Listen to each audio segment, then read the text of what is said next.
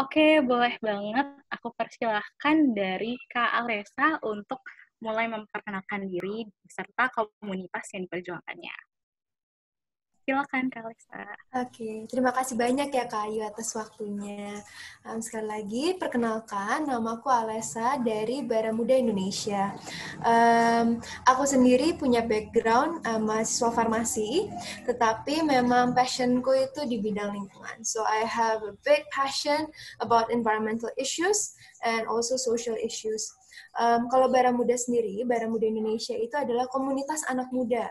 Komunitas anak muda yang punya visi untuk empowering other youth for a better planet. Dan how can we achieve that itu dengan cara mengedukasi mengenai berbagai kesadaran-kesadaran hidup ekologis baru. Jadi Baramuda ini adalah tempat berkumpulnya anak-anak muda untuk saling sharing, saling support, dan saling bercerita terutama tentang kegiatan-kegiatan mereka dalam mengkombat berbagai isu-isu krisis, termasuk krisis iklim dan krisis sosial. Begitu Kak Ayu, terima kasih. Oke, keren banget ya. Kalau boleh tahu tempat kumpul-kumpulnya di mana nih Kak buat Barang Muda? Kalau Baramuda, kita base-nya di Bandung. Di Bandung, di bawah naungan Yayasan Sahabat Lingkungan Hidup Bandung, atau lebih dikenal dengan nama EcoCamp. Eco Learning Camp Bandung. Nah, di sini kita sangat beruntung untuk bisa punya base camp. So, dulu sih sebelum pandemi, itu kita sempat ngelakuin kumpul-kumpul setiap hari Sabtu atau setiap hari Minggu untuk ngelakuin healthy yoga, kemudian diskusi mengenai isu-isu krisis iklim, terus pernah ngadain ekoran juga. Tapi ya dengan pandemi begini, banyak sekali yang berubah ya Kak Ayu ya. Iya, wah bisa banget nih teman-teman kalau misalnya pandeminya udah mendingan, kita mendingan daripada jalan-jalan yang ngabisin duit, mending kita jalan-jalan ya ke tempat ngumpulnya Bara Muda. Boleh Seru sini banget. datang aja Kak Ayu, ditunggu. Oke deh. Teman-teman bisa banget juga ya langsung follow Instagramnya Bara Muda nih. Nah, oke. Boleh sekarang kita lanjut ke Katania. Oke, aku Hai, persilakan ya Katania. makasih. Aku Tania, aku dari Green Welfare Indonesia. I'm 16 years old and turning 17 this year. Ya. Wah, keren banget ya teman-teman. Kayak emang kalau mau jadi istilahnya membawa perubahan tuh there's no age limit gitu. Kayak di sini tuh aku minder banget sama pembicara kita yang masih 16 tahun gitu. Boleh banget dong Kak cerita-cerita tentang green welfare itu sendiri. Jadi Green Welfare ID itu, aku sama teman-teman aku itu pertama proyek kecil-kecilan untuk izin youth. Dan kita ngumpulin dana untuk membeli makanan-makanan nabati untuk orang-orang yang affected by the coronavirus yang kurang-kurang beruntung di sekitar Jabodetabek. Jadi kalau misalnya tempat kumpulnya atau apa kita belum punya karena kita baru mulainya pas pandemi ini. Itu proyek kita buat save the environment untuk ngasih-ngasih orang makanan-makanan nabati yang berbahan nabati. Keren banget, terakhir kali aku nge-stalk IG-nya Green Welfare, aku ngeliat Green Welfare lagi bagi-bagi nasi Padang yang plant-based gitu ya. Ya. Itu keren banget. Menarik banget, terus teman-teman jangan lupa untuk terus ikutin kegiatannya Green Welfare-nya. Nah, sekarang kita ada kehadiran pembicara ketiga kita nih. Aku persilahkan dari Kamanik. Apakah kira-kira sudah bersedia?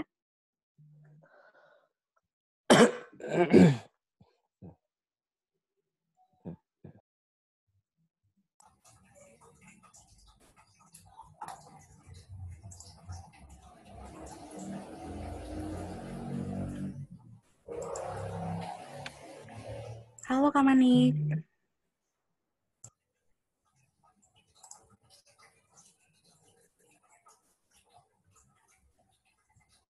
Oke, mungkin sedang persiapan koneksi dan kameranya ya. Jadi, in brief aja, Kak Manik tentunya yang kita tahu sebelumnya, beliau merupakan ketua BEM setelah akhirnya lengser dan kemudian menjadi caretaker dari Tata Muda itu. Nah, oke.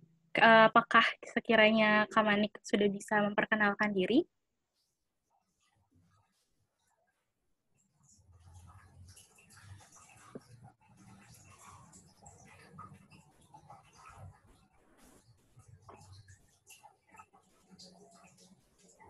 Oke deh teman-teman, kita lanjut saja.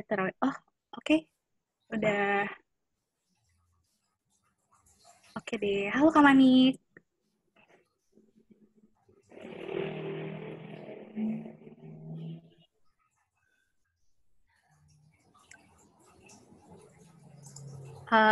Maaf Kak, rada sedikit kurang jelas ya audionya.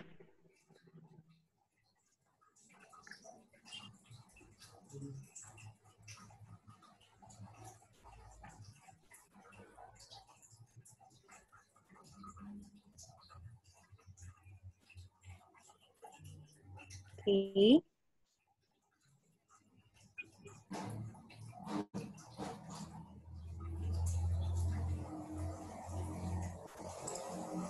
Oke, apakah kira-kira sudah siap Kak Manik?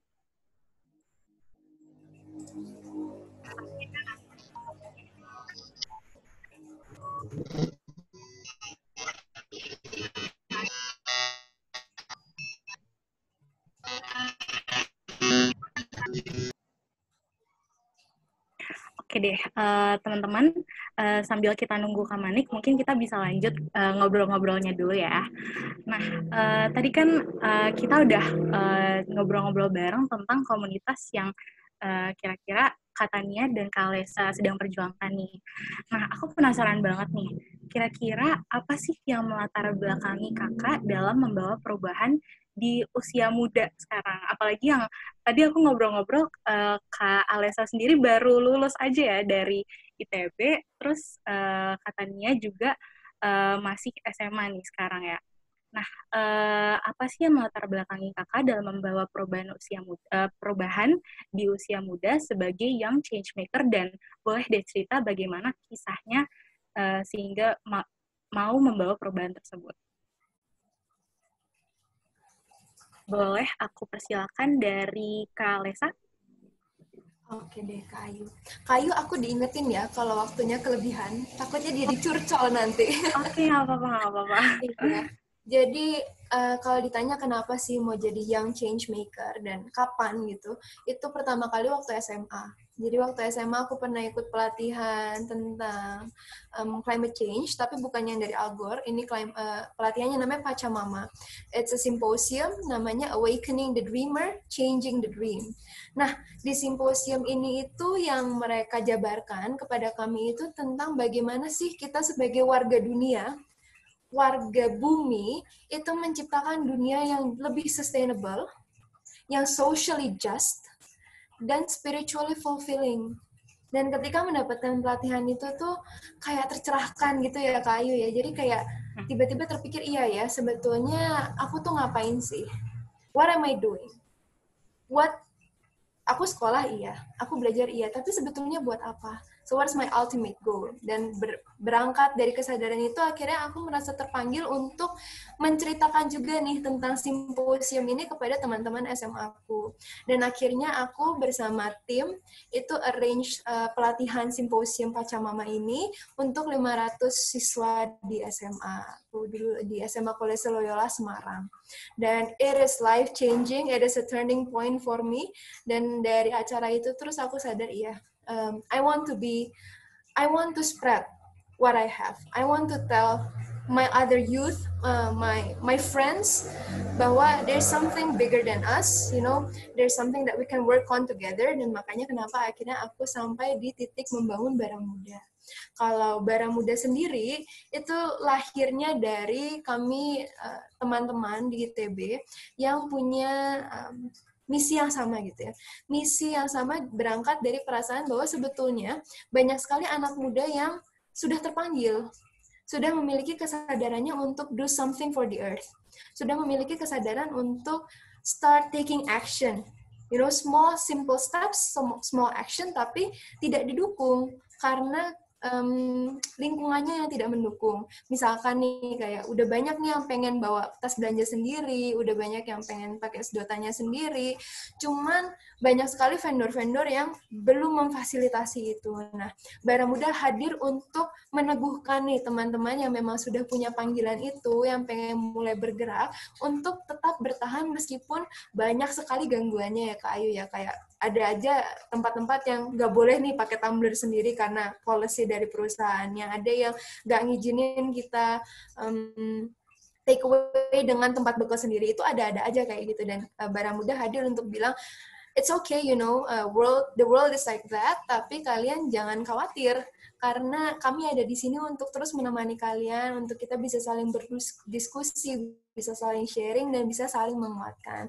And perasaan bahwa kita sebagai suatu warga dunia gitu, memiliki satu sama lain, that's the thing that makes me want to keep on doing what I love. Gitu Kak Ayu.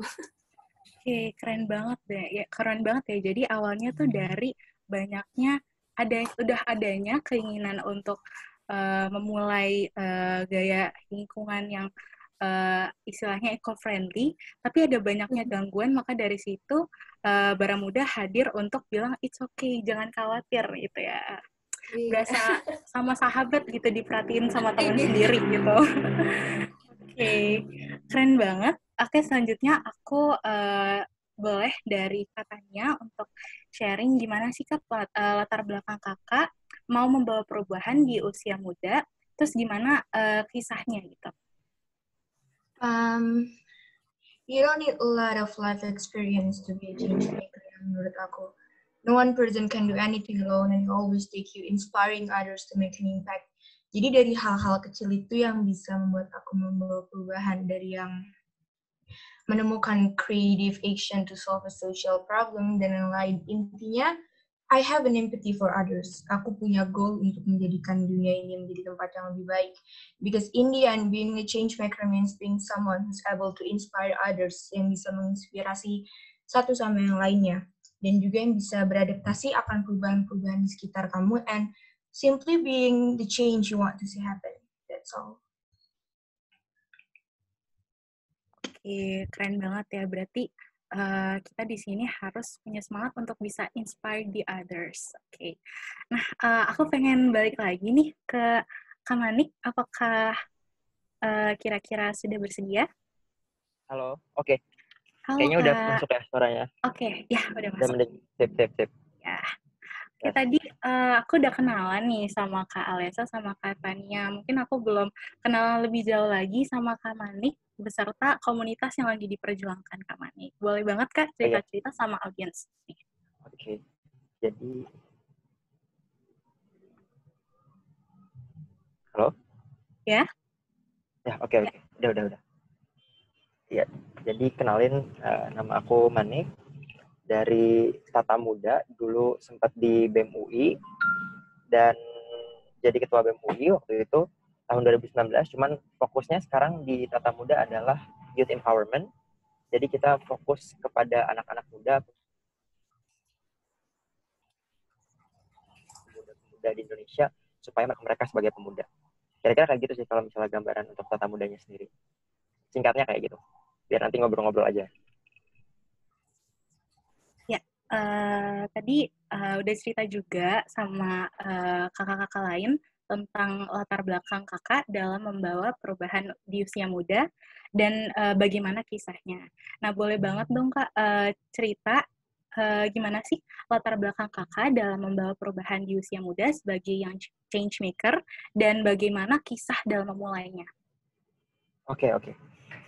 Jadi sebenarnya awal mula cerita dibentuknya Tata Muda itu sendiri adalah keprihatinan aku sama teman-teman anak di Bogor khususnya, karena kebetulan aku tinggal di Bogor, yang dimana banyak anak Bogor ini udah cukup sukses, katakanlah mereka udah cukup sukses di tempat mereka berkarir dan berkarya, tempat mereka belajar, kampusnya segala macam, tapi kita nggak merasa ada tempat yang bisa dipakai untuk akhirnya mengembangkan diri gitu, untuk berbakti lagi ke kota Bogor. selain itu kita juga ngelihat bahwa sebenarnya sangat sayang gitu, ada kesenjangan yang cukup besar antara anak-anak yang mungkin dapat akses untuk pergi berkuliah, berkarir dan kerja di luar dari Kota Bogor dengan mereka yang masih ada di dalam Kota Bogor tapi nggak punya akses untuk ke sana gitu. Jadi dari situlah kita punya niatan untuk ya udah kenapa nggak coba kita buat sebuah komunitas yang dimana itu bisa menghubungkan antar setiap anak muda di dalam Kota Bogor khususnya tadinya ke alumni-alumni yang sudah bekerja di luar atau berkarir di luar atau berpendidikan di luar untuk sharing tentang kegiatan mereka, untuk sharing tentang pengetahuan mereka sehingga akhirnya mereka juga merasa develop gitu, mereka juga bisa merasa berkembang gitu. Nah, ini dimulai dari tahun 2018 sebenarnya, tapi akhirnya baru terrealisasi di tahun 2019 dan alhamdulillah kita akhirnya sudah bisa muncul gitu dan ternyata responnya cukup baik. Hingga akhirnya kita nggak membuat ini terbatas di kota, tapi kita akan membuat Tata Muda ini punya skala yang jauh lebih besar lagi untuk berbicara tentang isu-isu nasional. Kayak gitu sih kira-kira. Oke, terima kasih banyak untuk Kak Manik. Oke, tadi kan kita udah cerita-cerita ya tentang komunitas serta kisah yang melatar belakangi pembicara-pembicara di sini untuk mau membawa perubahan. Nah, sekarang kan yang lagi kita ketahui ini kita sedang menghadapi yang namanya pandemi, di mana itu tentunya juga akan menghambat beberapa kegiatan yang dilancarkan dan dijalankan oleh komunitas yang sama-sama sedang kita perjuangkan. Nah, aku pengen nanya nih, gimana sih kegiatan kakak, khususnya dalam membawa perubahan di tengah pandemi dan new normal ini? Aku persilahkan untuk Kak Tania untuk menjawab terlebih dahulu. Dari yang paling sederhana adalah fighting fake news about COVID-19, karena banyak itu hoax-hoax yang menyesatkan tentang coronavirus, and creating a coronavirus care funds untuk orang-orang yang kurang beruntung di sekitar Jabodetabek bersama tim aku, Greenwell for Indonesia, dan aku juga creating my own coronavirus care funds untuk Grab dan Gojek yang masih harus kerja during this pandemic. Berarti tentunya kita bukan berarti istilahnya bukan berarti di tengah pandemi jadi kegiatan komunitas itu harus berhenti secara total ya. Oke, aku persilakan untuk Kak Alessa untuk menjawab pertanyaannya. Oke, kalau dari aku, banyak yang melihat new normal atau pandemi ini sebagai suatu hambatan gitu ya. Banyak juga yang takut menghadapi something as weird as this. Tapi kalau buat kami di Bara Muda, justru we see this as, an opportunity, kesempatan baru. Bahwa kita ini dituntut, dalam tanda kutip ya, quote unquote, untuk explore something new, untuk melakukan sesuatu yang berbeda dari sebelumnya. Dan kalau misalkan sebelumnya base kami di Bandung, sekarang dengan adanya new normal, justru kami terpaksa melakukan berbagai kegiatan online dong. Yang sebelumnya kita kumpul-kumpul live di Bandung, sekarang jadi online, dan akhirnya kita bisa menjaring banyak komunitas di luar Bandung. Dan itu memperlebar relasi kami, dan kemudian semakin menguatkan bahwa, oh ternyata di luar sana banyak juga kok. Ternyata di Bali ada nih teman-teman yang interested with the same thing as us. Oh ternyata di Surabaya ada, ternyata di Jakarta ada, and everywhere around the world we can reconnect with everyone. Dan di era yang full of technology kayak gini ya, kita juga sekarang ketemunya virtual itu justru menjadi suatu experience baru nih buat kami. Jadi adanya new normal ini ya, adanya pandemi ini itu kami pandang sebagai suatu kesempatan untuk belajar dan bertumbuh. Oke, berarti tadi karena adanya himbauan untuk di rumah aja, kita malah jadi istilahnya transformasi ke arah digital ya. Dengan itu jangkauan kita malah jadi lebih luas ya, bisa menjangkau komunitas-komunitas di Bali tadi ya. Oke, keren banget. Oke, kita lanjut ke, aku persilahkan untuk Kak Manik untuk menjawab pertanyaannya. Oke, ini cukup menarik ya sebenarnya kalau kita bicara tentang pandemi. Kalau teman-teman dari Tata Muda, kami justru melihat ini adalah salah satu upaya melihat di mana ada celah-celah sistem yang belum cukup baik di Indonesia gitu. Termasuk diantaranya adalah pendidikan misalnya. Kita melihat ada permasalahan, contohnya adalah kesulitan akses. orang-orang yang berada di daerah sekitar kota mungkin akan cukup dengan privilege-nya mereka tinggal di sini, mereka punya akses terhadap internet yang cukup baik, mereka dapat mengakses jaringan cukup baik sehingga proses pembelajaran atau proses pendidikan masih tetap berjalan lancar meskipun dengan cara yang daring gitu ya. Tapi kalau misalnya kita mendengar cerita, kebetulan Tata Muda kemarin juga sempat membuka survei dan menganalisis permasalahannya, banyak di daerah-daerah tertentu yang mungkin saat kuliah dia pergi ke kota, tapi karena pandemi ini dia harus pergi ke desa atau ke tempat lahirnya, ke rumahnya, ternyata ada kesulitan gitu di sana, ada kesulitan untuk mengakses jaringan, sinyal dan lain-lain. Jadi di sini kami melihat bahwa penting juga nih untuk komunitas tidak hanya mengembangkan dirinya sendiri, tapi juga melihat juga kesempatan-kesempatan apa, celah-celah bantuan apa, kolaborasi apa yang bisa kita lakukan untuk membantu atau support pemerintah dalam hal ini, kekurangannya dalam akses internet, misalnya akses pendidikan. Maka dari itu di sini teman-teman Tata Muda juga kita membuat sebuah gerakan yang namanya berbagi akses, yang dimana nanti akan kami segera launching. Itu gerakan untuk bisa menghubungkan semua anak-anak muda yang masih sedang belajar. Pertama, mereka yang mungkin kesulitan untuk mendapatkan akses dapat share fotonya gimana sih ceritanya kesulitan akses mereka di daerah mereka tersebut untuk mendapatkan akses terhadap jaringan. Dan anak-anak yang mungkin mendapatkan akses cukup lebih baik di sini bisa share tentang materi-materi yang pernah mereka atau catatan-catatan mereka selama pembelajaran itu. Jadi kita berbagi hal yang sangat baik di sini. Dan aku juga sangat sepakat tadi sama kedua pembicara sebelumnya bahwa karena permasalahan pandemi ini juga bisa jadi peluang kami untuk bisa melompat lebih jauh lagi gitu. Karena katakanlah waktu di awal-awal tuh ya semua orang bisa dibilang semuanya tuh pause. Semuanya benar-benar pause. Belum ada yang semuanya gerak maju. Tapi dengan pause ini semua, ini jadi kesempatan kita bahwa oh iya, kita memang butuh rehat, tapi setelah rehat jangan lupa untuk kemudian kita bisa melompat lebih jauh lagi gitu. Jadikan pandemi ini sebagai sebuah kesempatan kita untuk terus lari dan mengembangkan diri sekaligus bisa bermanfaat untuk orang di sekitar kita. Kayak gitu. Terima kasih banyak, Kak Manik. Berarti tadi dari Tata Muda ada namanya berbagi akses ya, istilahnya untuk mengatasi keterbatasan akses pendidikan tadi. Oke, aku lanjut aja ke pertanyaan selanjutnya. Nah, tadi kan kita udah sharing-sharing tentang tadi misalnya tentang kisahnya, bagaimana memulai perubahan, lalu juga kegiatan kakak-kakak di tengah pandemi.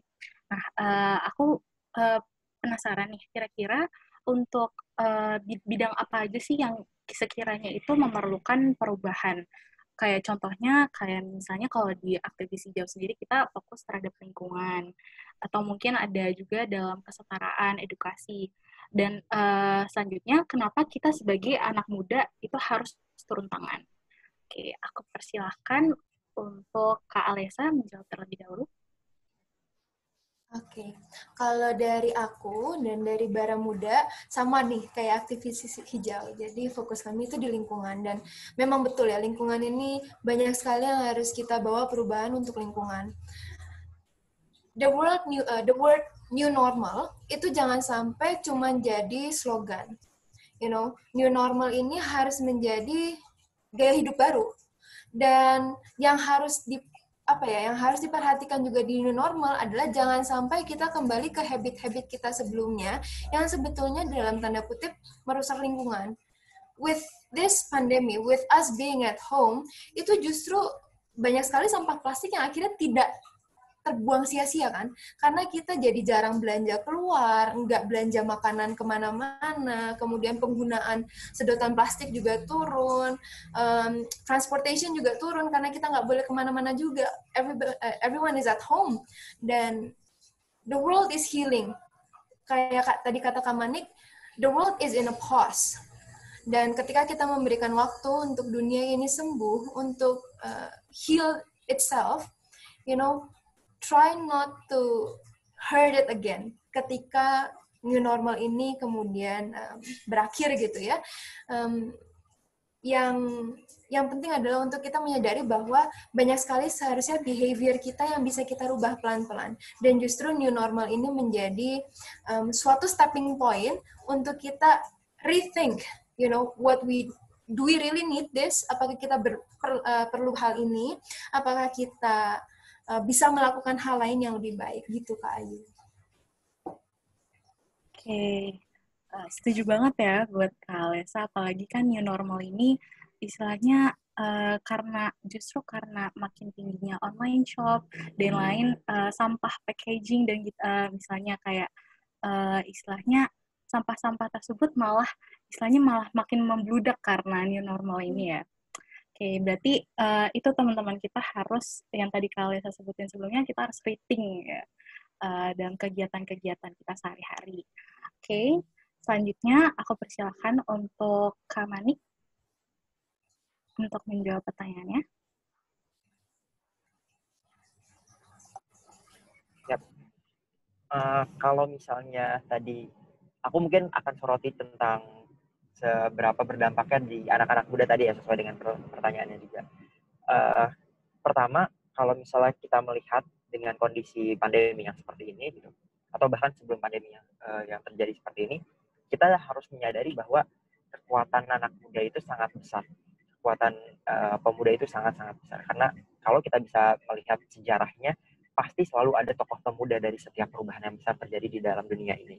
Kenapa? Karena bisa kita bilang atau bisa kita lihat, menurutku ini bukan ageism ya, tapi gimana anak-anak muda itu merespon, memproses informasi yang masuk di antara mereka, kemudian mau mempertanyakan status quo, mau men-challenge status quo, itu adalah sebuah idealisme yang harus terus lahir dan terus tumbuh di dalam anak-anak muda gitu, sebelum mereka akhirnya tumbuh menjadi manusia yang mungkin jadi lebih skeptis, bukan lebih skeptis, lebih ke apatis, atau cenderung memikirkan individunya saja gitu, tapi tidak memikirkan orang-orang lain. Nah, dari itu semua, kami sangat yakin bahwa ada peranan penting untuk menjaga idealisme ini, memberikan dampak yang baik untuk orang-orang yang berada di sekitar kita gitu.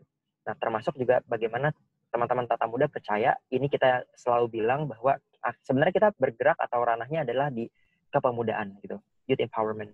Tapi kita fokus karena dalam masa pandemi ini ada salah satu yang kita highlight, yaitu tentang akses pendidikannya, karena akan menjadi sangat sulit jika kemudian kita tidak bisa memiliki akses yang sama untuk pendidikan, akan sangat sulit untuk berbicara tentang kesetaraan pendidikan gitu ya. Nah, dari situ semua kita yakin sudah saatnya kita bergerak from young people to young atau youth citizen gitu ya. Jadi dari yang disebut dalam data-data cuman disebut dalam data-data atau tertulis dalam data-data sensus gitu, angkanya adalah usia 13 sampai 20 tahun segala macam gitu. Kita harus bergerak dari yang cuma sebatas data sensus menjadi subjek yang secara aktif ikut serta membangun masyarakat itu. Lewat apa? Lewat komunitas, lewat gerakan-gerakan sosial, atau lewat apapun itu yang kira-kira mampu tidak hanya mengembangkan diri kita secara personal, tapi juga mampu mengembangkan orang lain yang berada kolektif di antara kita gitu. Kira-kira kayak gitu. Terima kasih banyak untuk Kak Manik atas jawabannya. Aku persilakan untuk Kak Tania untuk menjawab pertanyaan selanjutnya. Mungkin jawaban aku agak lebih beda dari Kak Maria sama Kak Manik, but I think we have to change the way society looks at things. I think society robs us our authenticity, and it's time for us to become ourselves again. They create beauty standard mereka sendiri dan lain-lain, dan itu menyebabkan banyak teenagers yang ngerasa insecure, they're ugly and stuff. So I think we have to change it, karena di suatu negara di mana penduduknya itu memiliki mental health yang stabil, mental health yang sehat, I think masyarakatnya akan lebih mindful dalam memandang segala aspek, mau itu dari lingkungan, dari education. Kalau misalnya kita emang mayoritasnya memiliki masyarakatnya memiliki mental health yang sehat, jadi menurut aku kita harus ubah itu. Dan kenapa kita anak muda harus mengubahnya? Karena menurut aku generasi kita tuh generasi yang paling bisa accept others for who they are. So yeah, that's it. We're the only hope. Berarti tadi dari katanya itu fokusnya di mental health ya. Oke, menarik banget jawaban-jawaban dari narasumber kita. Oke, selanjutnya aku pengen bahas tentang mulai masuk ke ranah leadership nih. Tadi kan misalnya kita udah tahu apa yang menjadi motivasi dan bidang apa yang kita pengen fokus untuk membawa perubahan. Nah, tapi sebelumnya ada perkataan kalau untuk memimpin orang atau sebuah tim, kita harus bisa memimpin diri sendiri. Nah, bagaimana sih cara kita bisa memulai untuk memimpin diri kita sendiri gitu? Aku persilahkan untuk Kak Manik menjawab pertanyaan tersebut. Oke. Aku sangat tertarik sekali dengan pertanyaannya ini. Pertama, mungkin aku harus menegaskan terlebih dahulu bahwa sebenarnya dalam kondisi memimpin pun gitu ya, kita memang selalu dituntut untuk bisa memimpin diri sendiri gitu. Tapi hal yang lebih penting adalah kita juga harus sadar bahwa proses memimpin itu adalah sebuah proses pembelajaran. Dia tidak serta-merta proses yang lahir harus selesai. Satu baru kemudian yang lainnya. Kenapa? Karena itu yang akan menjadi kesulitan kita dalam akhirnya mau belajar. Gitu. Orang-orang akan merasa sulit berkembang, orang-orang akan merasa sulit untuk mau memulai memimpin organisasi karena mereka merasa mereka belum selesai dengan diri mereka sendiri. Padahal sementara balik lagi aku kembalikan bahwa proses memimpin itu adalah proses pembelajaran yang akan terus berlangsung seumur hidup. Jadi cara terbaik untuk kemudian akhirnya bisa membuat itu berjalan paralel atau berjalan beriringan adalah mulai untuk memberanikan diri untuk mengetahui skala prioritas, untuk mengetahui sistem-sistem manajemen dan belajar tentang leadership pelan-pelan. Gitu. Nah, kalau misalnya kita bicara tentang memulai memimpin diri sendiri, hal paling standar yang kemudian harus bisa kita coba taklukkan adalah mampu membuat jadwal pribadi yang tersusun dengan baik. Misalnya, kalaupun belum cukup baik, it's okay, it's really okay, karena kita juga sangat masih belajar. Tapi yang paling penting adalah tadi gitu, mau memulai dan mau belajarnya. Dan kemudian yang kedua adalah open, terbuka. Nah, dengan terbuka seperti ini, kita bisa mendengarkan banyak hal, kita bisa belajar banyak hal yang akhirnya memperkaya pemikiran kita sebagai individu untuk mampu memimpin diri sendiri maupun untuk kita sebagai leader dalam sebuah organisasi gitu. Jadi being open terhadap sebuah permasalahan, terhadap masukan dan kritik orang akan memperkaya diri kita untuk bisa belajar beriringan, baik itu memimpin diri sendiri maupun memimpin organisasi. Kira-kira kayak gitu sih. Jadi intinya jangan takut untuk mau mulai memimpin organisasi gitu. Karena proses kepemimpinan itu adalah sebuah proses pembelajaran seumur hidup. Yang dimana bahkan aku pun sendiri gitu masih belajar sampai dengan detik ini. Baik itu memimpin diri sendiri maupun memimpin organisasi dan komunitas Tata Muda. Gitu. Berarti tadi istilahnya kita harus berani untuk memulai, dan dari situ kita harus berani istilahnya dari memimpin, kemudian kita menjalani namanya proses pembelajaran itu sendiri. Agar istilahnya selagi memimpin, kita juga terus belajar berkembang menjadi pribadi yang lebih baik. Oke. Selanjutnya aku persilahkan untuk Kak Tania menjawab pertanyaannya. Yang pertama harus ada personal set of beliefs, values, and goals. It means acting with integrity, harus punya integritas, and completely in control of your behaviors and your emotions. Take control of your thoughts, harus bisa mengendalikan pikiran kita, harus bisa mengendalikan diri kita sendiri. And last but not least, take initiative in every situation. Itu menurut aku yang paling penting, kita ambil inisiatif di setiap situasi yang ada. Terima kasih banyak. Tadi yang aku suka banget integritas ya. Itu jujur sampai sekarang pun masih belajar banget gimana caranya sih biar kita bisa punya integritas tersebut. Nah, aku persilahkan untuk Kak Alessa untuk menjawab pertanyaannya. Kalau dari aku, untuk bisa mulai menjadi seorang pemimpin yang baik itu adalah pemimpin yang menurutku ya, adalah orang yang bisa mengayomi orang lain dan berjalan bersama orang lain. Nah, dan untuk menjadi pemimpin diri sendiri itu, I think the first thing that we have to realize is that we are not perfect, nobody's perfect in the world. Dan kita harus punya allowance untuk itu. Jadi sebagai seorang pemimpin, pertama-tama untuk diri sendiri itu harus bisa memaafkan. Kalau misalkan memang kita belum sanggup, kalau misalkan memang kita masih punya kelemahan. That is very important. Karena kalau misalkan kita tidak bisa menerima bahwa ya memang kita seperti ini gitu, maka sudah pasti kita tidak akan bisa memimpin diri kita dengan baik. Dan yang kedua adalah to have an open heart, an open mind, and an open will.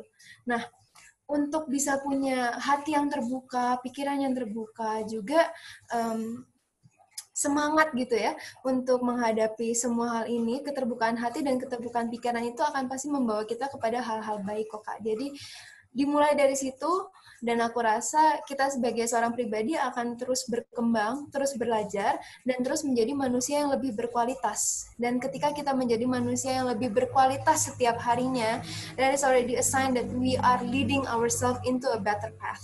Dan kalau misalkan kita bisa menjadi leader yang baik untuk diri sendiri dan memiliki keterbukaan hati untuk mengayomi sesama, sudah pasti kita juga bisa membawa komunitas kita menjadi lebih baik. Gitu Kak Ayu. Oke, terima kasih banyak. Tadi yang aku suka banget nih kalimatnya, to have open heart, mind, and will ya. Sangat inspiratif banget. Selanjutnya, kita lanjut ke pertanyaan. Tadi kan kita udah belajar gimana cara kita memimpin diri sendiri. Nah, sekarang yang tentunya menjadi tantangan bagi banyak orang, apalagi bagi kita, anak muda, itu bagaimana cara memimpin atau menggerakkan sesama gitu. Ini kan juga berkaitan dengan kita sebagai anak muda, gimana caranya kita itu bisa memiliki kepercayaan dan bisa menyampaikan pesan, sehingga pesan-pesan tersebut tentunya dapat menggerakkan orang-orang di sekitar kita. Oke, aku persilahkan untuk Tania menjawab pertanyaannya. Yang pertama harus get to know your team, harus tahu karakter orang-orang yang ingin kita pimpin itu gimana, and inspire and motivate. Dan yang paling penting kita harus punya clear vision, apa yang kita mau, visi kita apa, misi kita apa. And last but not least, communication. Communicate. That's the key. Oke, terima kasih Kak Tania untuk jawabannya. Aku persilahkan untuk Kak Manik, silakan dijawab. Oke. Kalau kita bicara tentang tim, berarti pertama kita harus punya yang namanya shared vision gitu. Apa shared vision? Shared vision adalah visi yang disebarkan tidak hanya milik individu si pemimpin saja, tapi juga dimiliki dan sepenuhnya jadi kepemilikan, visinya itu adalah kepemilikan seluruh individu yang ada di dalam organisasi gitu. Kenapa shared vision menjadi penting? Karena kalau kita ingin menggerakkan orang lain, maka orang lain juga harus memiliki satu visi dan tujuan yang sama. Gitu. Tidak bisa memaksakan mimpi atau visi dari individu si pemimpinnya saja, melainkan harus dari visi organisasi. Ketika itu sudah shared vision, maka orang-orang akan memiliki rasa untuk punya gerakan yang sama dan bergerak bersama gitu dalam sebuah organisasi. Nah, setelah itu dari shared vision kita juga harus memiliki atau meningkatkan sense of belonging dari masing-masing individu yang ada dalam organisasi. Ketika orang-orang memiliki sense of belonging yang tinggi kepada organisasi tersebut, maka mereka juga bisa melakukannya secara sukarela dalam tanda kutip untuk menggerakkan organisasi. Gitu. Apalagi kalau misalnya kita berbicara tentang organisasi yang sifatnya voluntarily gitu, atau volunteering, seperti komunitas. Karena bisa dibilang banyak yang ya orang-orang tidak mengharapkan gaji gitu di sini. Tapi yang mereka harapkan adalah value added. Apa yang bisa diciptakan di sini gitu. Makanya itu juga penting untuk memberikan sebuah pengalaman besar bagi anggota-anggota agar mereka mau berkembang. Nah, ini yang aku maksudkan ketiganya adalah yaitu memberikan ruang bagi mereka juga untuk ikut berpartisipasi secara aktif dalam organisasi. Karena seringkali pemimpin itu selalu lupa bahwa dia adalah sosok sentral dari organisasi. Padahal sebenarnya tidak gitu. Superman is dead. Now is the time for the Avengers. Now is the time for the super team. Jadi saatnya membangun super team yang punya kekuatan super, masing-masing individunya, mereka juga muncul dan bisa memberikan ruang gerak mereka, dan mereka juga bisa menunjukkan siapa diri mereka, sehingga organisasi bisa menjadi jauh lebih kaya dan jauh lebih maju. Gitu. Terima kasih banyak oleh Kak Manik. Oke, lanjut aja, aku persilakan untuk Kak Alesa menjawab pertanyaannya. Jawabannya Kak Manik sama Kak Tania udah bagus banget, Kak Ayu. Tapi kalau menurutku, untuk menjadi seorang pemimpin yang baik, itu pertama-tama to be able to accommodate your team members. Jadi harus bisa mengayomi dan harus bisa juga memahami sebetulnya kebutuhan anggota tim kita tuh apa. Karena kalau misalkan kita hanya bergerak berdasarkan keinginan kita, atau visi kita, atau pendapat kita, pandangan kita, belum tentu semua orang itu sepaham. Dan tim yang baik adalah tim yang memiliki kesepahaman di dalam tim itu. Kemudian, to give your team members trust, mempercayai anggota tim kita bahwa mereka sebetulnya memang punya kok kesempatannya. Jangan apa-apa kita, karena kita seorang pemimpin gitu ya, kita yang appoint, enggak. Biarkan mereka explore sebetulnya apa sih yang bisa mereka kembangkan dari diri mereka untuk kemajuan komunitas ini atau organisasi ini. Dan yang ketiga adalah to believe in ourselves and to believe in the team member. Maksudnya adalah kita sebagai generasi muda terutama ya, dan kalau dihadapkan dengan para baby boomers nih, sering banget kan disebut, alah kalian milenial bisa apa sih? Always. That is always the catchphrase everywhere. Kalian kan milenial, nggak peduli, nggak everything lah. Pokoknya mereka selalu punya negative words for us. But as young leaders, we have to take that as an input, bukan sebagai sesuatu yang degrade our self-esteem sebagai seorang pemimpin. Justru kita lihat itu sebagai input dan memahami bahwa di balik seluruh perkataan orang-orang itu sebenarnya mereka hanya ingin shape kita menjadi better leader kok in the future. So we take that as an input dan kita terapkan kepada tim kita, sehingga when we work with the team, start with, kalau misalkan mau memberi saran, feedback itu, if negative feedback, gunakan dengan bahasa yang halus, bahasa yang membangun, bahasa yang encouraging, instead of memarahi atau menyalahkan dan sebagainya gitu Kak Ayu. Jadi menarik banget jawaban dari kakak-kakak pembicara. Nah, selanjutnya tadi kita udah ngobrol ya tentang bagaimana cara menggerakkan sesama. Nah, mungkin aku pengen cerita dikit nih dari komunitas yang aku perjuangkan sendiri, yaitu aktivis hijau. Di sini kita kan lagi ngejalanin yang namanya Green Youth Program, di mana kita itu istilahnya membuat program kerelawanan bagi anak-anak SMA. Nah, di sini kita merasakan adanya suatu tantangan gimana sih cara bisa membangun kohesi tim di saat keadaan yang dimana kita nggak bisa ketemu bareng, terus istilahnya nggak bisa ketemu secara langsung, harus secara Zoom atau Gmeet. Nah, itu menurut aku itu sih tantangan yang kerasa banget, gimana caranya membentuk suatu tim yang istilahnya kuat dan untuk bisa menjalankan misi yang kita ingin bawa gitu. Nah, jadi itu sih tadi. Jadi bagaimana cara menjaga kohesi tim di tengah pandemi dan new normal. Oke, aku persilahkan untuk Kak Manik untuk menjawab pertanyaannya. Oke. Ya, ini aku rasa udah jadi tantangan hampir semua orang gitu ya. Semua orang pasti akan memiliki hal yang sama tentang ini semua. Dan masa-masa pandemi memang bisa dibilang jadi salah satu challenge untuk kita punya kembali lagi hidup dari organisasi, punya semangat yang sama gitu. Tapi yang menurutku bisa kasih tahu sama teman-teman semua adalah kita kembali lagi mengingat gitu, why you started. Kenapa kita memulai ini semua? Kenapa kita mulai bergabung dalam organisasi? Kenapa kita mulai ikut serta dalam kegiatan ini gitu? Dimana ketika kita mulai mengingat nilai awalnya, maka kita akan kembali lagi diingatkan untuk fokus pada tujuan awal gitu. Untuk fokus pada penyelesaian awal. Dan apakah ini sudah cukup berhasil? Nah, itu dia. Itu menjadi salah satu jawaban yang harus kita jawab bersama-sama, bukan hanya sendiri saja. Gitu. Kemudian yang kedua adalah appreciative inquiry. Ini penting dalam sebuah kultur organisasi, penting sekali untuk kemudian memberikan apresiasi sekecil apapun. Untuk setiap usaha, sekecil apapun juga yang sudah dilakukan dalam masa-masa pandemi ini. Gitu. Karena menurutku, this pandemic is not only about talking about the competition gitu ya. Ya, kita harus mulai membiasakan diri bahwa orang-orang tidak dituntut untuk harus dalam tanda kutip di sini produktif, melainkan ya masa pandemi ini tuh benar-benar survival kita gitu. Makanya kita juga harus mulai mengapresiasi setiap langkah-langkah kecil yang dibuat oleh seluruh anggota tim kita dalam organisasi atau komunitas.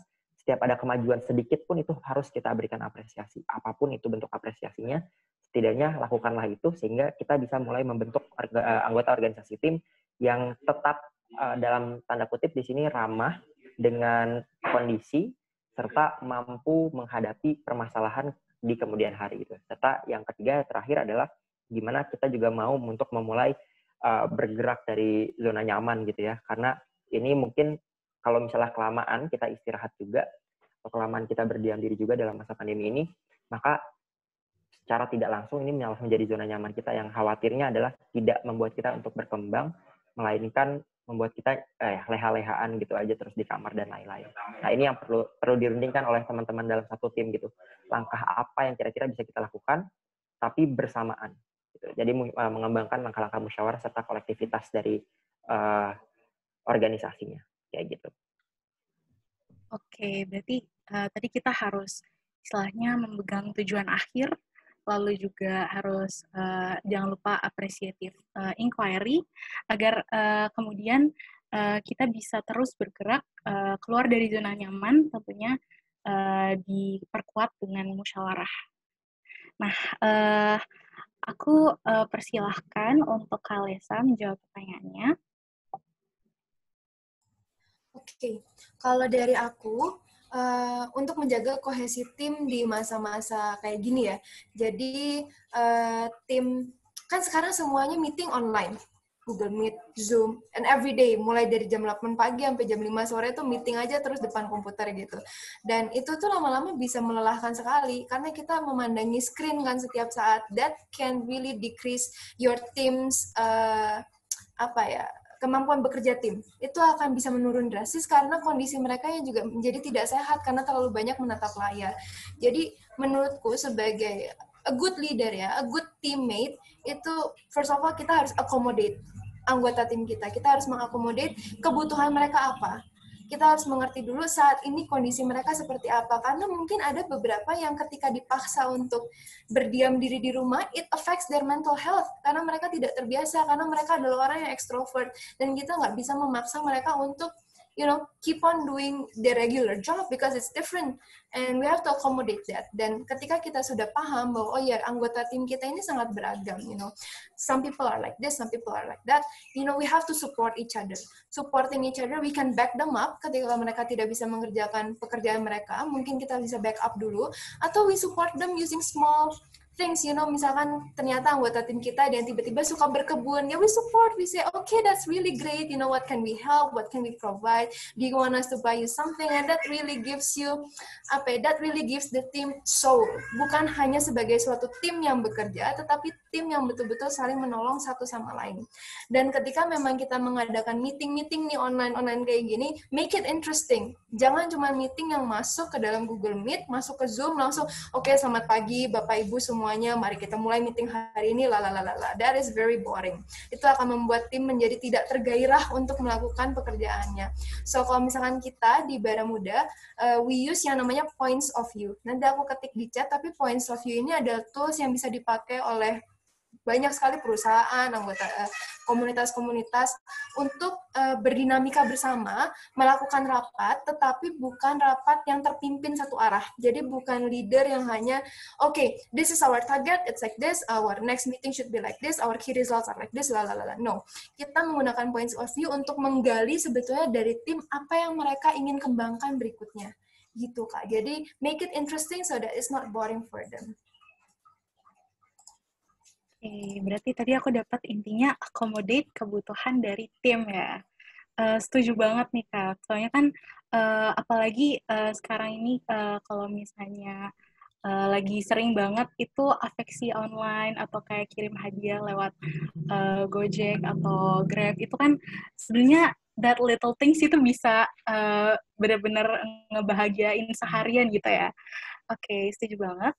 Terus untuk Kak Tania, silakan untuk menjawab pertanyaannya. Tadi jawaban sama Kak Maria bagus banget, dan tadi Kak Maria, ya, she's right. Always practice teamwork, karena during this pandemic itu banyak yang mental health-nya ke-affect. Kita nggak bisa maksa mereka untuk terus produktif, karena being productive is not a competition. And always communicate effectively, saling bertukar kabar, jangan sampai putus. Karena di kayak gini kan mereka ke-trap di rumah, kita harus tahu kabar mereka gimana dan lain-lain, jadi kita tahu cara work the team effectively. Oke. Siap, tadi setuju banget ya, being productive is not a competition. Kadang dengan kondisi kita yang istilahnya punya lebih banyak waktu, lebih fleksibel, kayak ada tekanan gitu kalau misalnya, duh gue nggak produktif tapi teman-teman gue udah ngapain dan lain-lain. Tentunya untuk teman-teman yang lagi nonton di sini, terus jangan lupa untuk menjaga kesehatan mental masing-masing ya. Oke deh, aku lanjut ke pertanyaan selanjutnya. Nah, ini juga kendala lain yang dialami oleh komunitas aku nih. Jadi, komunitas aktivis hijau itu sendiri kan kita dibangun itu kurang lebih oleh 4 orang. Nah, di sini karena istilahnya istilahnya dibangun bersama, kadang aku tuh suka ngerasain yang namanya clash opini gitu. Ketika aku pengennya A, terus teman aku yang lain pengennya B, kita ngerasa banyaknya istilahnya kita belum menemukan suatu formula atau sesuatu yang membuat kita bisa memformulasikan keputusan yang baik gitu. Nah, aku penasaran nih, bagaimana cara membuat keputusan yang baik, khususnya di mana pilihannya itu kontroversial gitu. Aku persilahkan untuk Kak Lesa menjawab pertanyaannya. Wah, pertanyaannya menarik sekali, Kak Ayu. So, jadi bagaimana kita membuat suatu keputusan yang baik gitu ya, terutama untuk isu-isu yang urgent ataupun krusial atau kontroversial gitu ya, Kak. Kalau aku pribadi sebagai seorang leader, aku tidak mau membuat keputusan sendiri. Jadi aku selalu bertanya kepada anggota tim dan berdiskusi, betul-betul berdiskusi untuk memahami kira-kira yang paling baik untuk kemajuan komunitas atau organisasi kami itu apa. Jadi keputusan tidak hanya datang dari leader, dari ketua maupun apapun sebutannya, tetapi betul-betul dibahas bersama.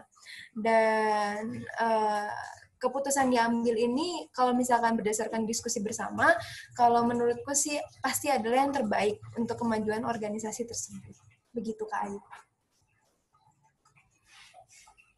Oke, berarti penting banget ya Kak untuk memiliki keputusan bersama gitu.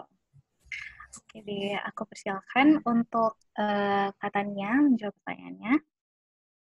Kalau aku assess the risk and conduct a cost or a benefit analysis, maksudnya adalah bisa consider the consequences and also perform a situation analysis. Jadi kita tahu situasi itu kayak gimana dan apa keputusan yang harus kita ambil. Oke, Tip, makasih banget untuk jawabannya. Aku persilakan untuk Kak Manik jawab pertanyaannya. Oke. Aku mungkin cukup sama dengan yang lain, tapi lebih mengelaborasi aja tadi ya, dari Tania dan Lesa. Itu sangat baik, yaitu kalau menurutku, kita juga harus belajar yang namanya keputusan itu tidak selalu berakhir baik. Intinya seperti itu gitu. Jadi ini adalah sebuah konsekuensi atau risiko yang memang harus diambil dari sebuah organisasi. Tapi hal terbaik yang harus kita lakukan adalah mengupayakan bahwa ini adalah hasil keputusan bersama, hasil keputusan kolektif, bukan hasil sepihak gitu. Kenapa? Karena ketika itu bisa dipertanggungjawabkan bersama-sama, risiko yang kontroversial sekalipun itu akan ditanggung bebannya bersama-sama. Tidak hanya dilimpahkan hanya kepada beberapa orang saja, hanya ke orang misalnya ya gara-gara kamu sih ngambil keputusannya kayak gini gitu, terus dia menanggung beban paling banyak gitu. Enggak. Tapi bagaimana kita membagi atau mendistribusikan tugas ini, mendistribusikan beban ini sehingga setiap keputusan akan bisa semuanya ditanggung bersama-sama dengan tim gitu. Jadi jangan takut kalau misalnya keputusan yang diambil cukup kontroversial, karena namanya kita hidup, kita harus belajar.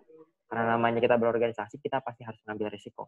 Yang paling penting adalah tadi keputusannya bersama, dan jangan lupa juga sebelum melakukannya, lakukanlah pertimbangan analisis risikonya terlebih dahulu hingga akhirnya konsekuensi yang akan kita dapatkan setelahnya itu memang bisa berdasarkan hasil pertimbangan yang sudah kita lakukan terlebih dahulu.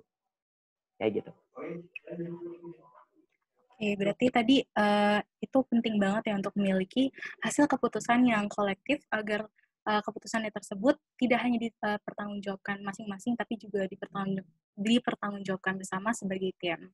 Nah, teman-teman, sebelum aku lanjut lebih jauh lagi, aku pengen ngingetin untuk teman-teman yang punya pertanyaan, bisa banget langsung tulis pertanyaannya di chat. Silakan tulis nama kalian, asal di pertanyaannya, dan silakan cantumkan pertanyaan tersebut ditujukan oleh narasumber yang mana. Oke, aku lanjut aja untuk pertanyaan selanjutnya. Nah, ada lagi sebuah kendala yang menurut aku ini cukup dirasakan dan menjadi tantangan bagi kita seorang yang change makers, yaitu bagaimana cara berkomunikasi agar kita itu bisa didengar dan dipercaya, walaupun bisa dibilang kita ini adalah kita masih berusia muda. Nah, aku persilahkan untuk Kak Tania untuk menjawab pertanyaannya. Practice assertive communication menggunakan teknik asertif, jadi kamu bisa deliver your words clearly, bisa berkomunikasi lebih jelas dengan yang lainnya. Dan juga watch for your body language, avoid negative body language, dan yang paling penting manage your volume, jangan terlalu tinggi, jangan terlalu rendah. That's it. Oke banget tipsnya dari Kak Tania. Aku persilakan untuk Kak Lesa menjawab pertanyaannya. Kalau dari aku, untuk bisa berkomunikasi dengan baik dan didengar, padahal kita masih muda itu, yang pertama adalah read your audience. Pahami dulu audience kamu siapa. Pahami apakah kamu berbicara dengan sesama anak muda, apakah kamu berbicara dengan anak kecil yang jauh lebih muda, atau kamu berbicara dengan stakeholder atau dengan orang tua. Pahami juga audiensmu apakah dari latar belakang pendidik, atau dari latar belakang pelajar, atau dan sebagainya. Jadi harus dipahami dulu audiens kita. Dan kemudian bagaimana bisa dipercaya, we have to show it with our sincerity, bahwa sebetulnya ketika kita mengutarakan sesuatu dan ketika kita mengutarakannya dengan setulus hati, bukan sesuatu yang quote-unquote hanya sekedar sebuah ceramah gitu ya Kak Ayu ya, tetapi betul-betul kita utarakan dari hati, they will feel it kok. Meskipun virtual gini, mereka bisa merasakan bahwa apa yang kamu katakan itu ya betul-betul akan kamu laksanakan, betul-betul karena buah pikirmu, karena niatmu, dan karena seluruh ketulusan hatimu gitu. And that will give them the power and also the trust to us sebagai anak muda. Jadi menurutku itu poinnya Kak Ayu. Oke, terima kasih banyak. Berarti tadi itu ya, kita harus pertama kenali dulu audiensnya. Selanjutnya, aku persilakan untuk Kak Manik menjawab pertanyaannya. Oke, yap. Kalau aku sendiri ini benar-benar pengalaman ya mungkin. Kalau bisa dibilang memang ageism itu cukup mengganggu, apalagi kalau misalnya anak-anak muda, tadi sempat disinggung juga sama Lesa mungkin, yang selalu dianggap remeh oleh orang-orang yang lebih tua segala macam gitu. Nah, menurutku penting juga bahwa berkomunikasi tadi, selain tadi bagaimana kita menyampaikan gimmicknya, kemudian gayanya, dan cara-cara teknisnya, saranku juga adalah berbicaralah atau berkomunikasilah dengan evidence atau dengan data. Data tidak melulu tentang suatu hal yang rumit gitu. Data tapi tentang suatu hal yang memang berdasarkan suatu kasus yang pernah terjadi dan kita membawakannya dengan sangat baik. Kemudian buat itu menjadi relevan.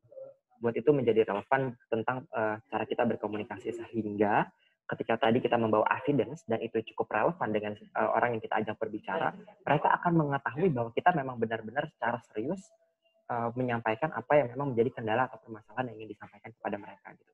Dan setelah itu aku yakin pasti komunikasi selanjutnya adalah tentang bagaimana membuat trust-nya itu sendiri yang tadi udah disinggung sama Lesa dan Taninya, dengan caranya, dengan gimmick-nya, dengan bentuk komunikasinya dan lain-lain. Kayak gitu sih. Tapi kalau dariku yang tadi, bawalah evidence serta buatlah itu menjadi suatu hal yang relevan.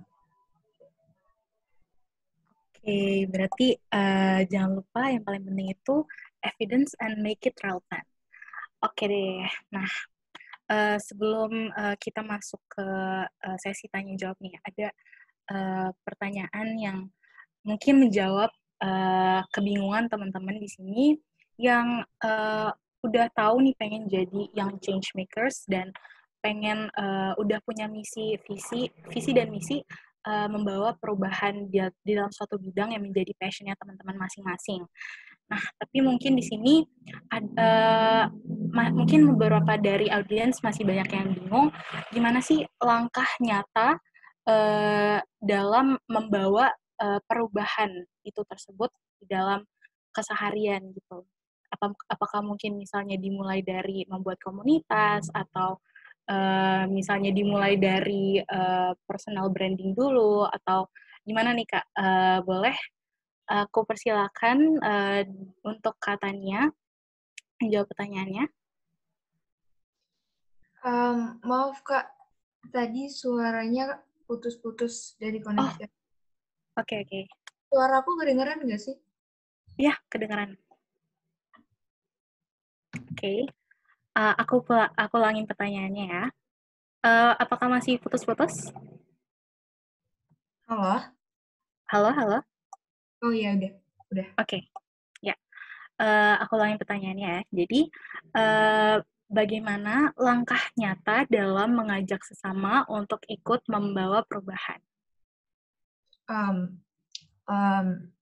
Make your words powerful. Alliteration, pengulangan kata yang sama berkali-kali agar bisa create emphasis. Dan di dalam sebuah diskusi di mana mereka nggak setuju dengan opini atau pendapat kita, avoid being negative to their suggestions. It means avoid antagonism. Jadi kita saling menghargai satu sama lain dan ya, that's all. Oke. Terima kasih banyak untuk katanya. Selanjutnya aku persilakan untuk Kak Alessa. Oke. Kalau dari aku untuk bisa membawa perubahan, menurutku perubahan harus dimulai dari diri kita sendiri. Karena kalau diri kita sendiri tidak bisa berubah, tentu saja what are we trying to bring, you know? Jadi selalu dimulai dari diri sendiri ketika kita mau membawa perubahan. Dan menurutku percayalah bahwa ketika kamu sudah mulai berubah dari dirimu sendiri, you know, you're bringing hope for other people who wants to change. Dan aku berbicara di sini dalam konteks lingkungan hidup. Jadi ketika kamu ingin membawa perubahan untuk isu-isu krisis iklim, you want to start changing your behavior, becoming more ecological, you know, eco-friendly and stuff, start with yourself. Karena ketika kamu mulai dari dirimu sendiri, you are the role model for other people to start doing what they want, you know, to start believing in their own choices. Nah, jadi menurutku perubahan starts from your very own heart.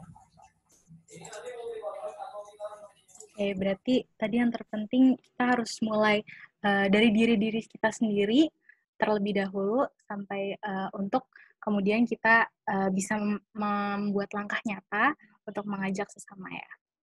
Oke, aku persilahkan selanjutnya untuk Kak Manik. Oke, ini pertanyaan menarik ya. Gini, kadang menurutku sebenarnya mengajak itu bukan berarti standar keberhasilannya adalah mereka ikut juga bergabung dengan kita sesuai dengan apa yang kita inginkan. Tapi kita perlu memberikan sebuah ruang yang jauh lebih besar lagi daripada itu, yaitu partisipasi mereka dalam berpikir. Jadi menurutku kalau misalnya kita hanya sekadar mengajak dan membatasi bahwa mereka akan terajak dengan mengikuti kita, itu menjadi suatu hal yang menjadi sangat kecil gitu. Tapi kita harus membuka ruangnya. Maksudnya apa? Yaitu buatlah ini sebagai sebuah ruang demokrasi yang begitu besar. Katakanlah kita mengajak mereka untuk ikut serta dalam gerakan-gerakan sosial atau ikut serta dalam gerakan-gerakan lingkungan, kepemudaan, dan lain-lain. Tapi kita memberikan ruang bagi mereka juga untuk kemudian berpikir dan mengkritisi apakah memang mereka kemudian harus turun dan ikut serta ke sana gitu. Karena bisa jadi mereka pun juga akan memiliki daya pikir mereka masing-masing yang pada akhirnya membuat mereka bergerak secara sendiri atau individual itu untuk suatu isu yang sebenarnya sama tapi tujuannya sama namun berbeda dengan cara kita. Jadi menurutku yang lebih penting atau yang harus kita utamakan adalah bukan mengukur seberapa besar orang yang terlibat atau bergabung dengan kita, melainkan seberapa besar diskursus yang berhasil kita buat sehingga akhirnya melahirkan orang-orang untuk mau berpikir sendiri, untuk mau bergerak sendiri gitu. Karena yang lebih baik menurutku dalam upaya mengajak adalah kesadaran mereka secara penuh, kesadaran mereka secara total gitu. Karena itulah ruang demokrasi, itulah ruang kita berpikir dan itulah ruang kita untuk berkontribusi gitu. Kita tidak perlu memaksakan semua orang harus sama dengan kita, tapi biarlah mereka yang menentukan, biarlah mereka sendiri yang akhirnya bergerak, hingga akhirnya kita menuju ke tujuan yang sama dalam proses demokrasi itu sendiri. Oke, terima kasih banyak jawabannya untuk Kak Manik. Nah, sekarang kita udah sampai ke sesi tanya jawab. Jadi di sini udah beberapa teman-teman udah mencantumkan pertanyaannya di komen. Jadi langsung aja ya, aku dari Rara. Halo Kak, perkenalkan nama saya Rara dari Bekasi. Ingin bertanya kepada Kak Manik. Jadi, bagaimana caranya untuk mengajak teman-teman anggota komunitas agar tetap mau bergerak secara konsisten di tengah kesibukan mereka masing-masing? Misalnya kuliah, organisasi, kampus, dan lain-lain. Terima kasih sebelumnya. Oke. Aku Langsung persilakan. dijawab aja? Ya. Thank you Rara buat pertanyaannya. Nah ini dia. Menurutku selain kita juga harus fokus kepada diri kita untuk akhirnya tadi mengajak, jangan lupa juga bagi kita untuk fokus kepada diri kita bahwa setiap pilihan yang kita ambil itu punya konsekuensinya. Termasuk misalnya kita memilih untuk terlibat dalam sebuah organisasi atau sebuah komunitas. Maka dari hal tersebut sebenarnya komunitas atau organisasi yang kita pilih adalah kesibukan juga yang harusnya kita lakukan gitu. Jadi kesibukan kuliah, kesibukan apa segala macam, aku yakin semua orang pasti sibuk di situ, gitu. Tapi memilih untuk terjun dalam organisasi, memilih untuk terjun dalam komunitas, artinya juga adalah memilih untuk diri kita sendiri, menghabiskan waktu kita untuk berada di dalam organisasi atau komunitas tersebut.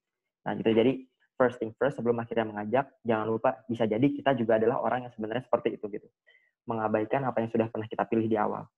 Nah, selanjutnya adalah ini kita mungkin berbicara lebih kepada leadership gitu ya, meskipun tidak harus menjadi posisinya pemimpin, tapi aku yakin bahwa ini adalah lebih kepada menginfluence people.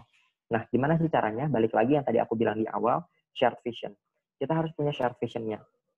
Ketika shared vision ini dimiliki oleh semua, ketika vision ini menjadi sebuah visi bersama, aku yakin sense of belonging-nya itu tinggal diketuk sedikit aja, yaitu dengan mengingatkan mereka kembali tentang visi mereka di organisasi, dan jangan lupa bahwa harus memberikan ruang bagi mereka untuk berkembang.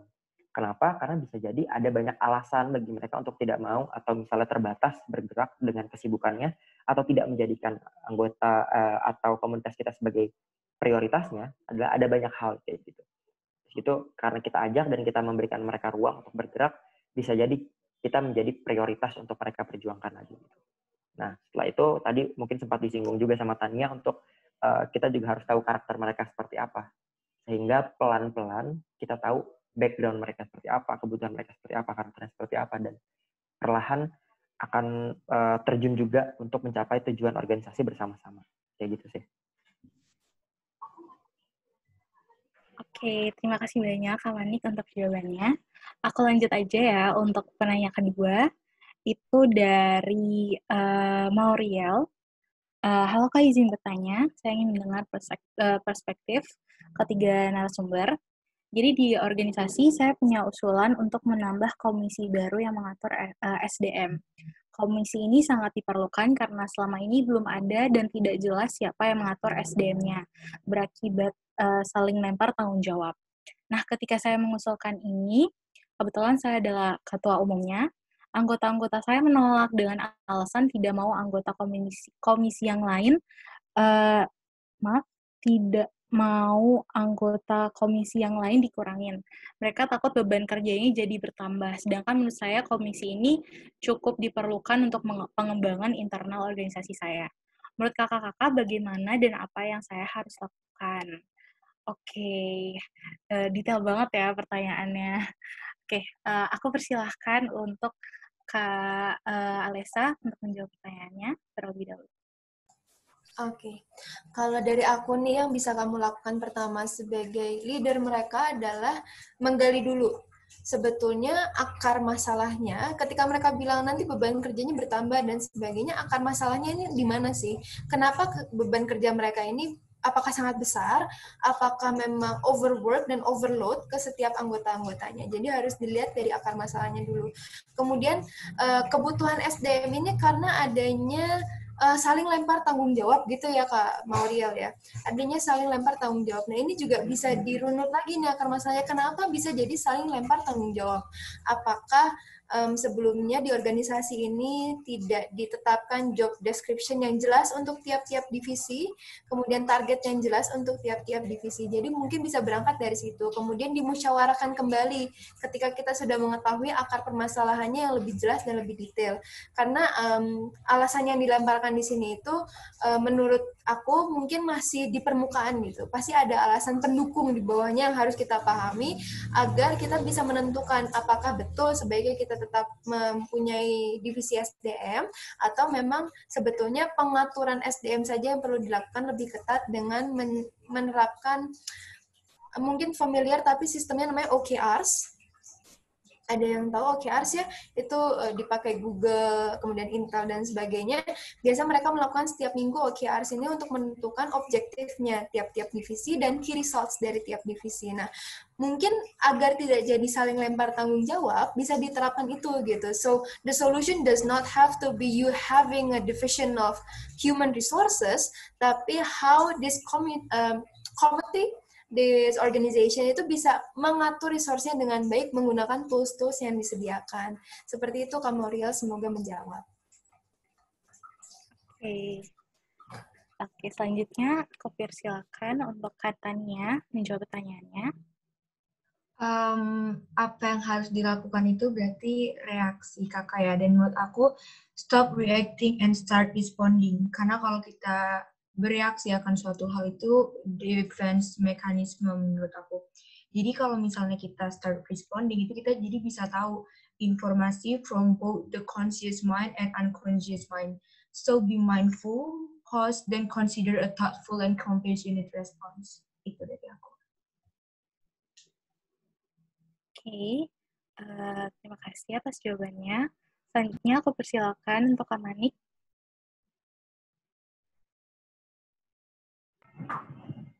Halo? Ya. Oke. Silakan untuk menjawab pertanyaannya, Kak Manik. Yap. Tadi kalau misalnya bicara SDM ya, aku ini sangat tertarik ya sebenarnya. Menurutku memang sangat penting untuk kita punya sistem. Lebih ke sistemnya dulu mungkin ya. Sebelum nanti akhirnya kita berbicara tentang divisi, apalagi tentang SDM. Kebetulan aku belajar manajemen sumber daya manusia. Nah, di dalam manajemen sumber daya manusia itu, teman-teman perlu memperhitungkan pertama adalah pembagian job desk dengan jumlah yang dibutuhkan itu. Jadi yang harusnya dibentuk terlebih dahulu adalah kalau mungkin kita lebih runut ya, vision, mission, kemudian nanti ada objektif, atau misalnya kalau misalnya jangka panjang gitu ada annual goals, ada apalagi ya, misalnya objektif, goals, segala macam, sampai nanti teman-teman menjabarkan siapa saja yang harus punya atau berapa banyak divisi yang harus supporting mencapai misi dan visi yang organisasinya teman-teman itu butuhkan gitu. Setelah itu barulah jabarkan dari semua pembagian kerjanya. Setelah kita mendefinisikan sistem kerjanya, ada berapa banyak orang yang kemudian harus ada di dalam situ gitu. Nah, ini harus juga dibantu dan diperhitungkan oleh orang-orang yang memang paham tentang sumber daya manusia. Jadi masukkanlah memang kalau misalnya ternyata memang membutuhkan. Kalau aku dulu di BEM gitu, yang memang organisasi mungkin udah settle gitu ya, karena udah turunan, ada namanya Satuan Pengendali Internal, yang dimana dia fokus pada pencapaian visi dan misi, fokus pada pencapaian target objektif semua organisasi, dan itu bekerja sama dengan bidang internal, yang dimana bidang internal fokusnya adalah pembagian tugas atau SDM, sumber daya manusianya. Jadi akan dicek gitu. Kalau misalnya dengan pencapaian seperti ini, apakah kita sudah cukup baik atau belum cukup baik gitu? Atau kita butuh SDM yang lebih atau enggak gitu? Nah, setelah itu yang penting untuk dibuat bukan ke divisinya menurutku ya, tapi ke sistem. Kalau ternyata dari sistem itu membutuhkan sebuah divisi baru, maka silahkan buat. Yang penting untuk disampaikan adalah tadi yang aku bilang, evidence serta relevan gitu. Bisa jadi misalnya karena kamu melihat ini adalah sebuah permasalahan, bawalah data evidence ini. Kalau kamu melihat ada organisasi yang bisa dijadikan contoh, bawalah contohnya. Make it relevant, yaitu bilang ke teman-teman kamu di dalam organisasi. Ini ternyata benar loh, kita kekurangan orang yang untuk harusnya berbicara tentang ini. Nah, setelah itu menjadi relevan bagi mereka, aku yakin pasti ini jadi sebuah permasalahan bersama yang harus dirundingkan dan diselesaikan. Kayak gitu sih kira-kira. Oke, semoga terjawab ya, Mauriel. Nah, untuk teman-teman yang pengen nanya, boleh banget kalau misalnya males ngetik di Zoom group chat-nya, boleh banget untuk nyalain aja mic-nya. Tapi kita lanjut dulu ya untuk pertanyaan selanjutnya. Kita ada dari Nadia. Aku punya pertanyaan nih buat Kak Manik. Gimana ya kalau kita mau jadi salah satu yang change maker dan kita udah berusaha tapi lingkungan kita tidak mendukung kita untuk melakukan suatu perubahan. Malah dibilang terlalu serius sama isu-isu yang ada dan opini kita malah dianggap sepele sama orang-orang di sekitar kita. Terima kasih sebelumnya Kak Manik. Oke, silakan Kak Manik untuk langsung aja jawab pertanyaannya. Oke. Terima kasih untuk pertanyaannya. Pertama, memang kalau misalnya kita ingin bergerak gitu ya, kita perlu bisa kita bilang sebuah kejelasan gitu. Apa sih sebenarnya yang memang kita perjuangkan, apa sih yang sebenarnya memang kita inginkan gitu. Satu, kadang memang masukan dari orang sekitar itu baik, tapi kamu harus perhatikan dulu ya, yang mana yang membangun, yang mana yang destruktif. Kalau misalnya membangun, jadikan itu sebagai sebuah pembelajaran untuk kamu akhirnya terus membangkitkan semangat dalam membangun gerakan-gerakan sosial atau membangun komunitas dan lain-lain kayak gitu. Tapi ketika itu destruktif, ya kamu juga nggak perlu harus mendengarkan semuanya. Kalau misalnya kamu pernah dengar ada yang namanya cerita tentang katak tuli, jadi ada sebuah perlombaan intinya gitu. Semua katak akhirnya gagal, tapi katak yang ternyata berhasil untuk mencapai paling atas itu ya adalah dia yang ternyata tidak mendengarkan teriakan orang-orang yang menggunjingkan mereka semua gitu.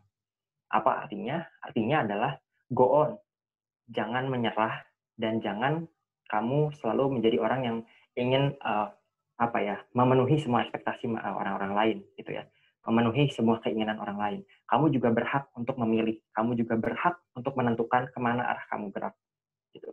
Balik lagi, jika itu memang baik, maka lakukanlah yang terbaik. Tugas kamu tidak untuk mengimpress people, just express yourself and be proud of that. Cukup dari situ aja, karena pelan-pelan tapi pasti ketika memang itu adalah sebuah hal yang baik dan positif, aku yakin akan ada tangan-tangan baik, akan ada dukungan Tuhan juga untuk kamu terus berkembang gitu. Gitu sih.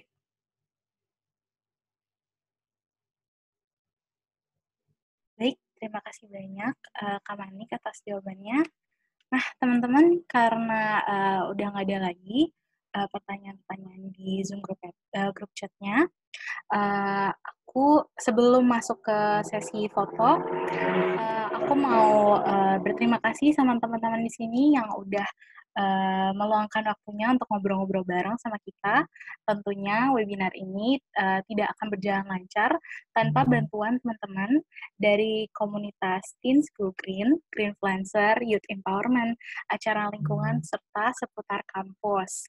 Nah, teman-teman, bagi kalian yang pengen nonton-nonton lagi sesi talk show bareng narasumber-narasumber di sini, kita akan mempublikasikan webinar pada hari ini di akun YouTube Aktivis Hijau. Oke, nah sebelum masuk ke sesi foto, aku akan mempersilahkan untuk kakak-kakak di sini untuk memberikan closing statement bagi audiens di sini.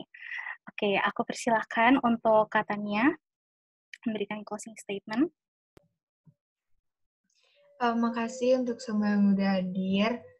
Intinya during this pandemic, stay safe and stay healthy. Look after yourself, dan kalau misalnya kalian bisa help others because they need our help. Dan kita, alhamdulillah kita dikasih sama Tuhan memiliki situasi yang bagus untuk cukup membantu orang lain. Jadi if you can just help, little things matter. Kalau misalnya kalian ada Gojek atau apa, kasih hand sanitizer or mask atau just a little compliment for others, it will impact a lot. Mungkin bagi kita bukan apa-apa, tapi bagi orang lain besar banget. Jadi itu. Baik, terima kasih untuk katanya. Selanjutnya aku persilahkan untuk Kak Lesa. Oke, terima kasih banyak Kak Ayu for being such a good host. Terima kasih untuk aktivis hijau sudah melaksanakan kegiatan yang very amazing, terutama untuk teman-teman muda yang ingin menjadi change maker di tempatnya masing-masing. Pesanku untuk teman-teman sekalian adalah jangan pernah merasa dikecilkan. Maksudnya don't be discouraged, no matter how small, steps yang kita ambil bersama-sama, it is always a step. Itu adalah suatu permulaan. Dan sebetulnya semua orang ini punya peran yang dimainkan masing-masing. Tidak ada peran yang lebih besar dari orang lain, tidak ada peran yang lebih kecil dari orang lain, karena kalian semua punya peran kalian masing-masing. So, whatever you want to do with your life, just do it and be grateful with everything that you have. Gitu, Kak Ayu.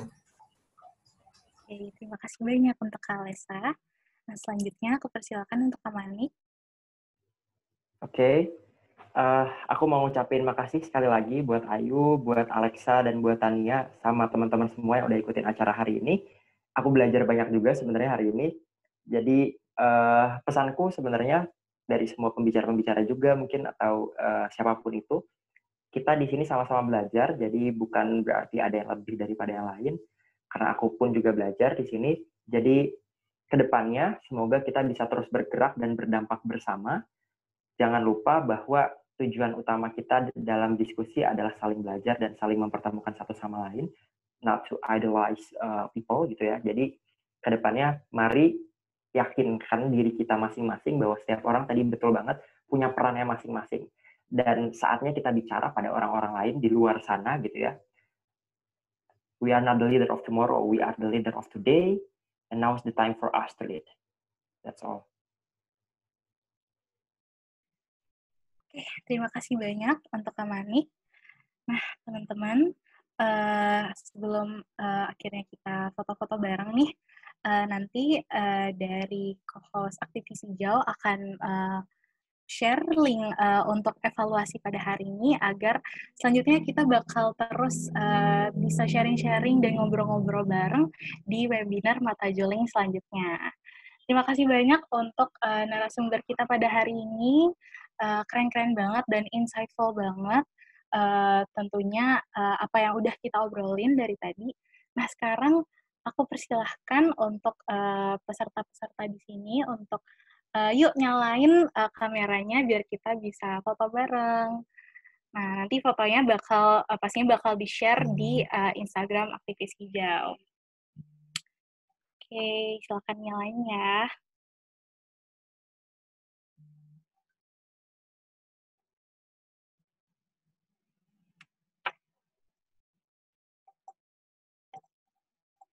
Oke. Silakan yang belum nyalain kameranya.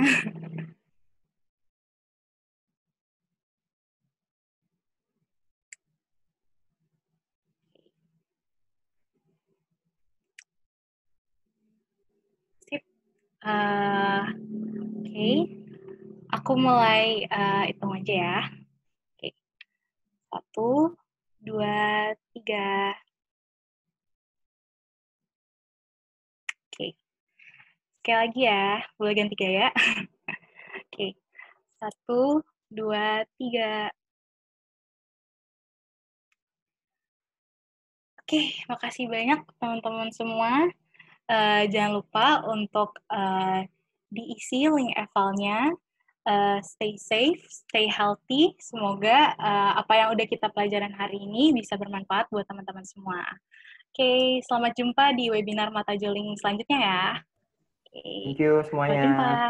Semuanya, sampai jumpa. Sampai jumpa. Terima kasih.